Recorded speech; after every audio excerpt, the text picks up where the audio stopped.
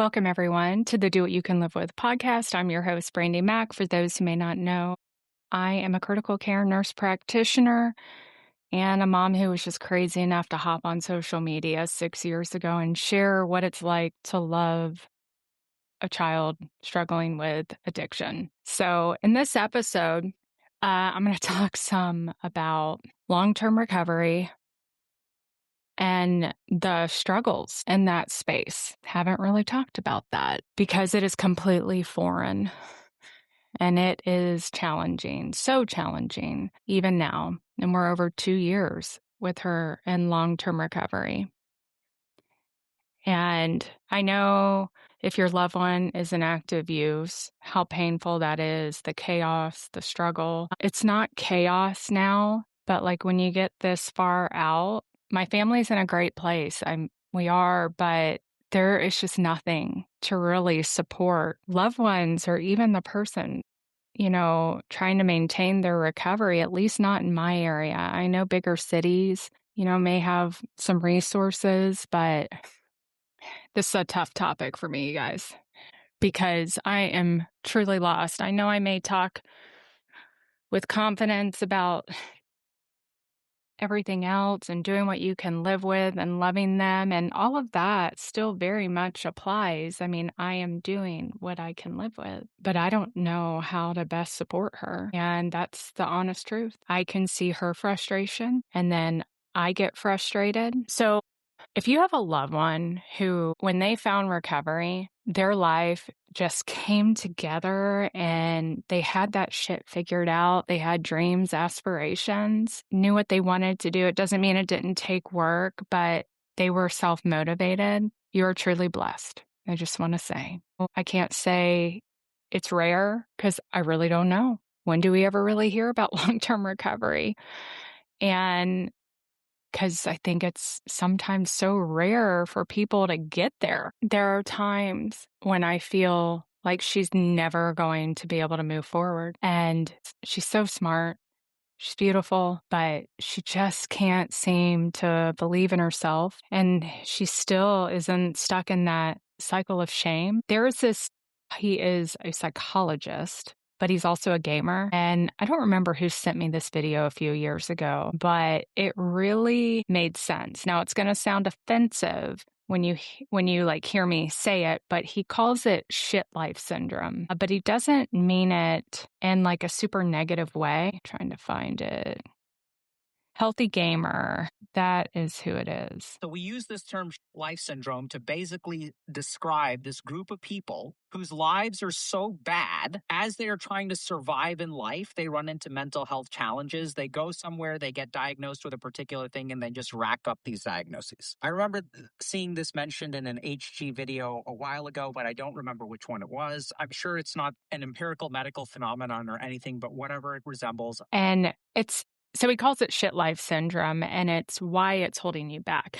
I'm going to try to see if I can get it in this video, or at least be able to have the audio so people can listen to it. Otherwise, I will put the link of this video on YouTube in the description, and I encourage you to go watch it. It doesn't have to be related to addiction. It can be just trauma and God knows what else, to where they literally they don't know how to move forward. And they stay stuck. And the way he talks about it, I was like, oh my gosh, in some ways that kind of reminds me very much of my daughter, because she really struggles to move forward. And something when I talk about like self-reflection and learning to kind of have boundaries and see where the toxicity is in your relationship, particularly with your adult child, I do a lot of self-reflection, because how I would speak towards her and everyone else, for her, it was very triggering. And so I really did a lot of self-reflection and worked on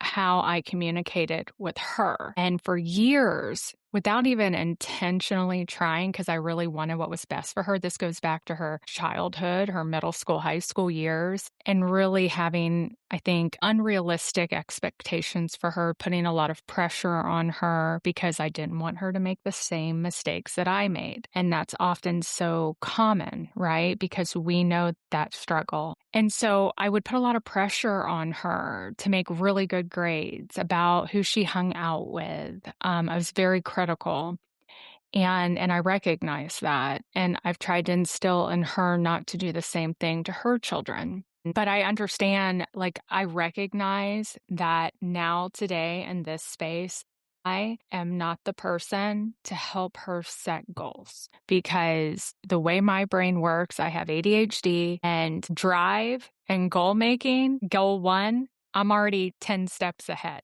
thinking.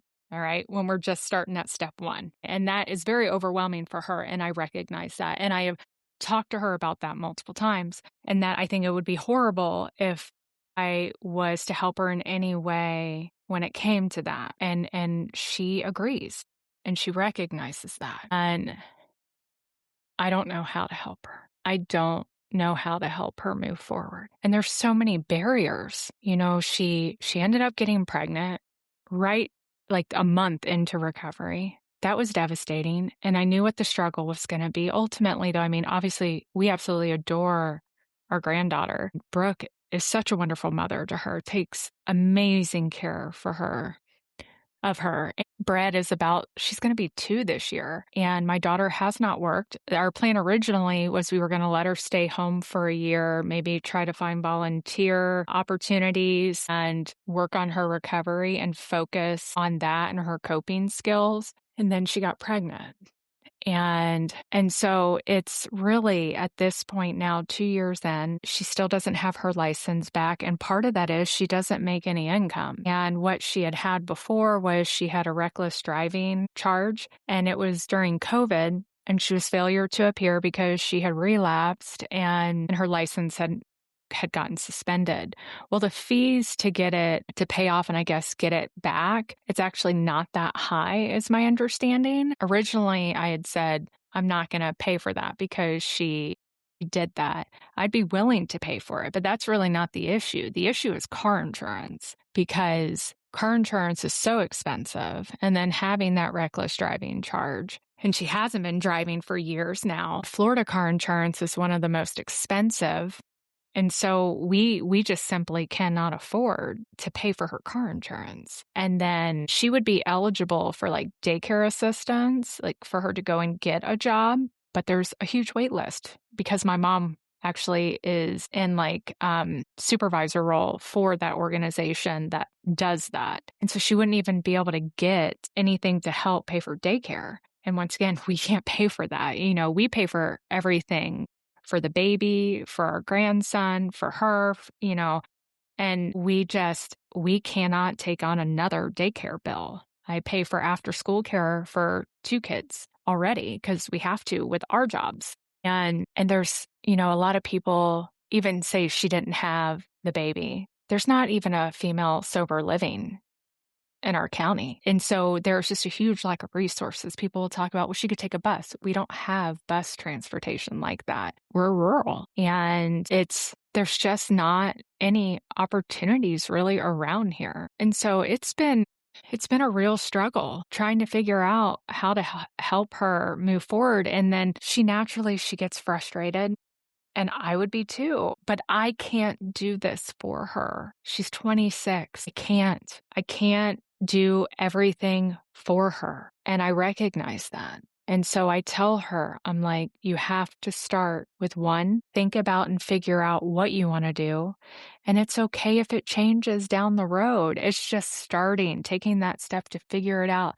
And that, like, if she wants to go to school, because I've told her, I was like, you could always take some online classes. But I'm trying to get her to do it herself. And it's like she is completely stuck. And I don't think it's a matter of she's trying to milk the situation. She never asks for anything at all. And she doesn't go anywhere. She doesn't want to do 12-step meetings, which I can understand. She was able, thank God, I guess Florida Medicaid is covering Sublocade now.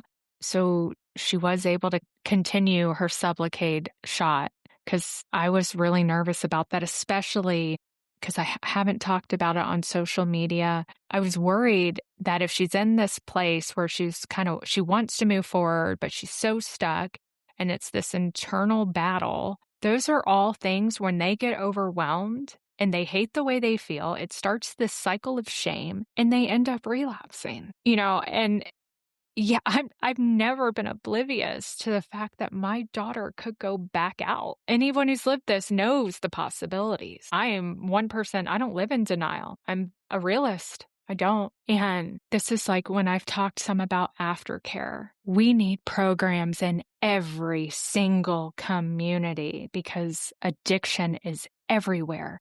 People getting released from prison. They go back in these communities. They have no aftercare, no bridge to life, to trying to live a normal life. And then talk about this economy. And one of the things I've tried to tell her, because it's like that shame cycle of, look at me, I'm 26, I've done nothing with my life. I'm living with my parents and I can't support my kids. That is real, right? Who wouldn't? I would feel that way if I was in her shoes. But with this economy, I've tried to explain to her, I said, it's not just you. I know so many young adults, they can't survive. They are having to move back in with family. I mean, we filed Chapter 13. We had to, and it did take some stress off financially, but still we're going to be in that for 5 years. And so I try to tell her, even if you were to remove the addiction and the years of not working and that struggle, it'd be hard either way. It's hard for so many. It's hard for me and my husband, but I mean, they need housing. They need support as far as just learning life skills. They really need that. And it is hard on me. One, I don't really want to take that on because I am her mom, and that I would much rather somebody else, a service, be available to help her with that. Because mom can't do everything because I'm doing everything, my husband and I. We're supporting all these kids. We got 8 people that live in our house. And so I work full time. My husband works full time. And we take on a lot. And I don't think she really wants me to be there for every step of the way. And I get it, right? I'd rather her have that support from someone else. And then she's talked about trade school. It's kind of limited as far as trade options, even in this county. She doesn't really want to do cosmetology. That's about it. She doesn't want to be an LPN. That's about the only other thing. It's hard. I know I've said that a bunch, but I want to support her the best way I can. I don't want to make that shame worse. And I don't say anything because I'm not angry at her for it. It's frustrating because I don't know what I can do to help her get the tools she needs to figure it out. She's been therapized. I don't know if that's the word, how you say it. She's done therapy for freaking ever. And I know that there are some really great therapists out there, but they get sick of it. I mean, if your kid has gone through it or your loved one, you talk to them, they get over it. They get over having to share their story all the time, especially if, they don't mesh with one and then they go and find another one. And then co-pays. And now she has Medicaid because she fell off my insurance. So now there's a lot of people that don't take Medicaid. I'm having to pay out of pocket for monthly now. Luckily, because it's just for the shot, it's $75 a month. But I have to pay out of pocket for the actual visit with the provider. There's people that pay a lot more probably for that if they had to. Medicaid is at least covering the Sublocade shot. All of that adds up. And I feel like I'm failing so much. And I know it could be worse. But I think ultimately it comes down to figuring out how to support her where she feels supported and she continues to heal and she doesn't end up relapsing. I don't want that for her. And, it's scary because if things stay the same, I think a relapse would be very easy. But that's what I'm going to say about that. I don't really have anything to add. If there's any therapist that's listening, anyone that has advice, please email me. It'll be in the description. I'd love to hear ideas. She could do anything she wanted to do. And I told her, I don't care what she does. I just want her to find something that makes her happy. And sometimes it may take a few trial and errors to find that thing. I don't know how many times, like, I changed my major when I was younger, quite a bit. But I mean, shit, I still don't know what I want to be when I grow up. I have a career that I do love, being a nurse practitioner, but I just hate how unethical the system is, from all sides. And I would really love to do something else. But, like many people, I make really good money as a nurse practitioner, and it kind of keeps me trapped in it because mama's got bills to pay and people to support. But something else I wanted to talk about was RFK and some of the things that came out. I mentioned this in the last episode that it was actually as soon as I finished recording that episode, my friend, she had sent me screenshots of the memo from SAMHSA where they were cutting, more or less trying to erase harm reduction. But originally, what I planned on talking about was RFK and some of the things he's talked about when it comes to outcome-based rehab versus value-based. And what that means is that if you were to pay for treatment, you send your loved one to treatment and they relapse within that year after leaving treatment, then that rehab would be required to accept them back and do treatment again at no cost. At no cost to insurance, at no cost to you. Sounds really good, right? Like superficially, when you look at the surface, it sounds really good. And initially I thought, well, okay, that is a concept that I like that, we're thinking about this, but we create a lot of issues when we do that. And I'm going to talk a little why. One, as much as I dislike the way the treatment industry is, there are centers that really do try. They want to see, I think, people get better. At least I want to convince myself and believe that. And, you have a lot of bad centers, and those bad centers, if they're having to do that, they're going to close. They are going to close, which is a good thing. But good centers are going to close too, because it's going to force them out of business, or they're going to have to take on unethical practices to try to make money. I mean, relapse is so common. I don't think it should fall on the rehab industry completely, because once again, the issue is we're not looking at the big picture, looking at how important the family side is, how important housing is when they leave treatment, mental health services, life skills services, because treatment, it's a bubble. It's a protective bubble. And the real hard work begins when they leave, because they end up back around the same people. They're working, dealing with those stressors, family stressors, maybe child support, kids wanting them and needing them, and then they relapse.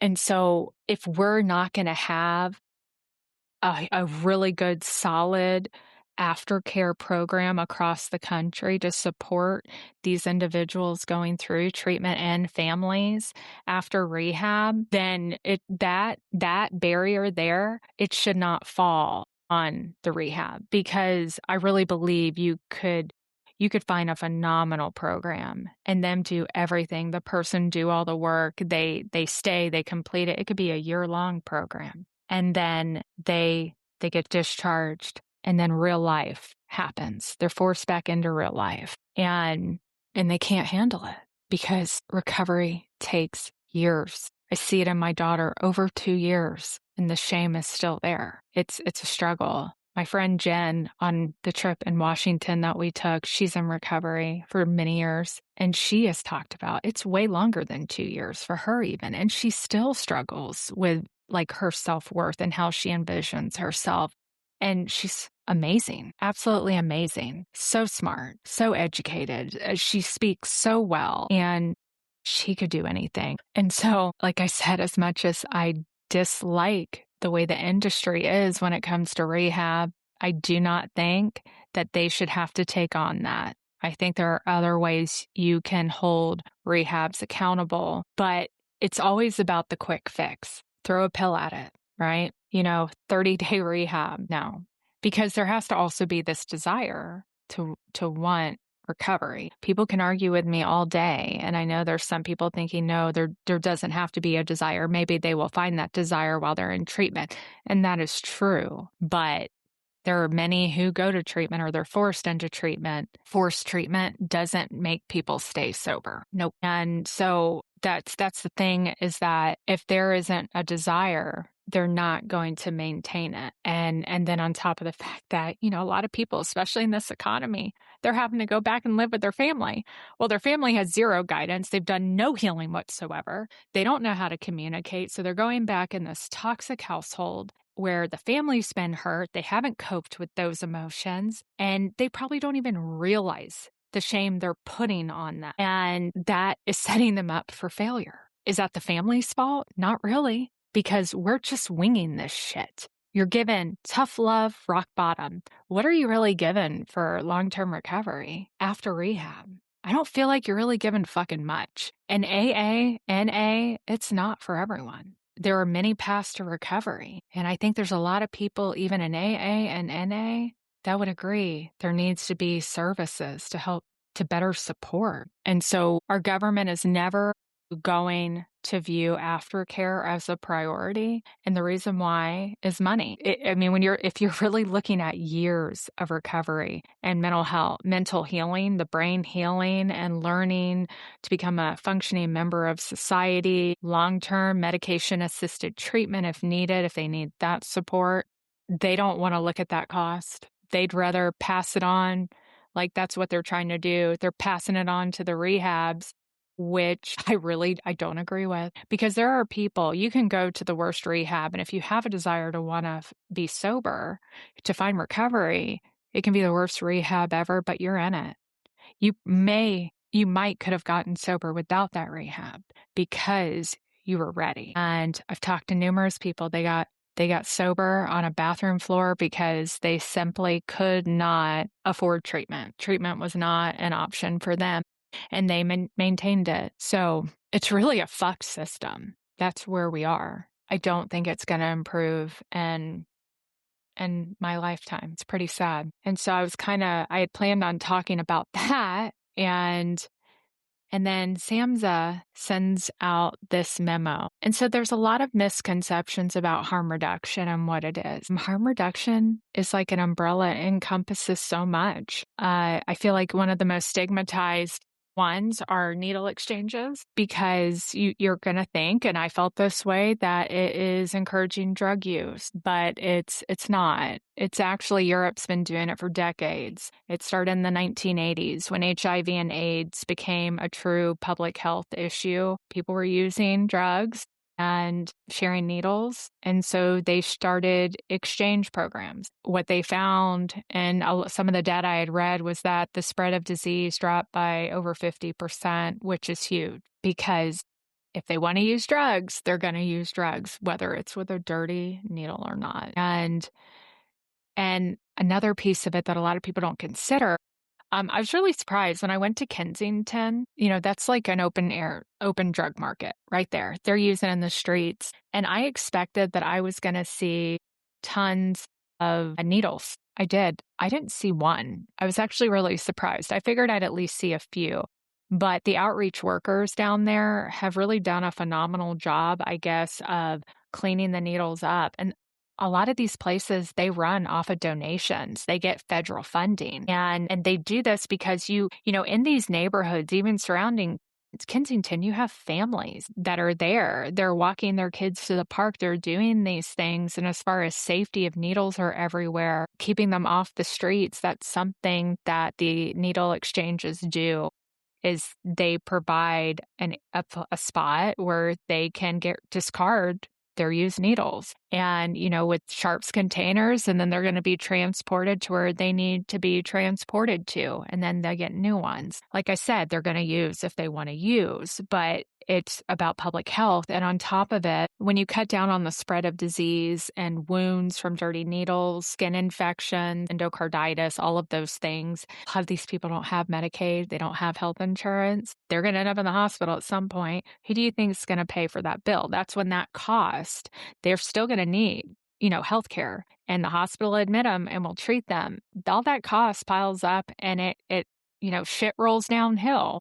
So it's the consumers, the one who are paying the health insurance. That's why our healthcare costs continue to rise. So that's the way you have to kind of look at it when it comes to the needle exchanges. And also, people are 5 times more likely to decide to get treatment when interacting with outreach workers, particularly with needle exchanges, because these workers, man, a lot of them, they're in recovery themselves and they humanize them. They have non stigmatizing views. They'll provide them with food, wound care supplies. They do a lot of this work. Many volunteer and do it for free. Others, they're not getting paid that much. And so I like to say they're in some way, a lot of ways, they're doing like the Lord's work.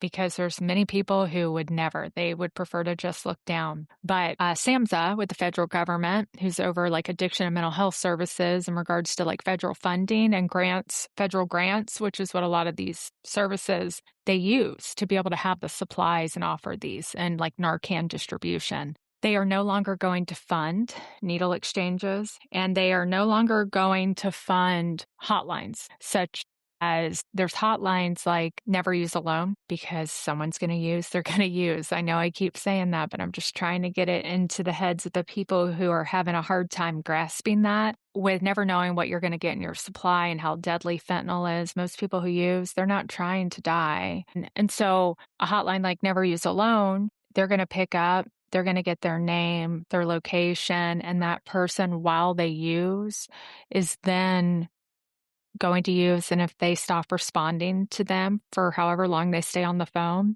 if they're no longer responding, then they call EMS and EMS will arrive there and administer Narcan. So that's the idea, is because really the goal of harm reduction, it's keeping them alive long enough in hopes that they're going to stay alive to finally want treatment, because we can't make them make that decision. All we can do is love them and try to remind them of who they are.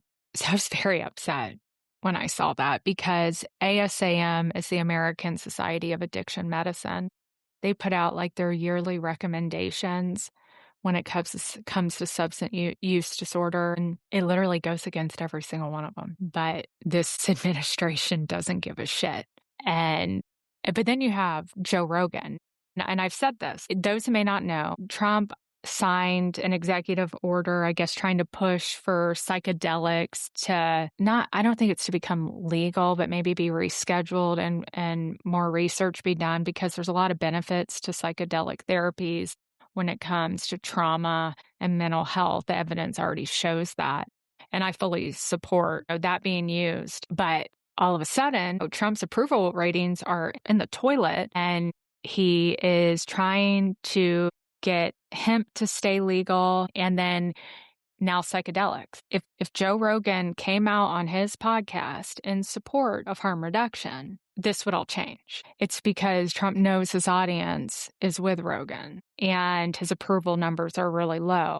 And this isn't being political. This is just the facts. Every single station and the numbers that come out, his approval ratings are in the toilet. And so, but that's why. It's not that Trump really believes in psychedelic therapy. I don't believe that for a second. And it's kind of like rescheduling marijuana. But so, somebody who knows Joe Rogan, have him come on your show and get him to talk about harm reduction. You may just be able to get all the funding you want and support by this administration, because I think there's going to be a lot of barriers to them doing that. Several months ago, they did kind of a similar thing where they all of a sudden cut off grant funding to basically all mental health services and addiction services. It was like a huge cut. No warning, effective immediately.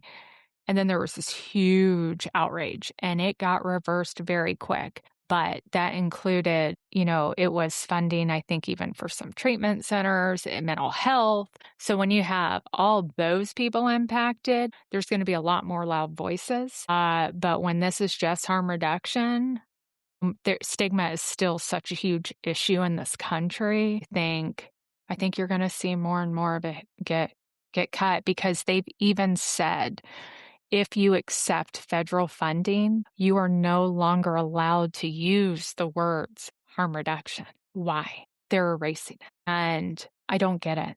because overdose rates are finally going down. They started going down under Biden when Biden really kind of pushed this initiative of more services for addiction and grant funding for harm reduction. Because, like I said, this isn't the evidence shows that Europe's been doing it for decades. And so the evidence was already there. The US was just really behind on it.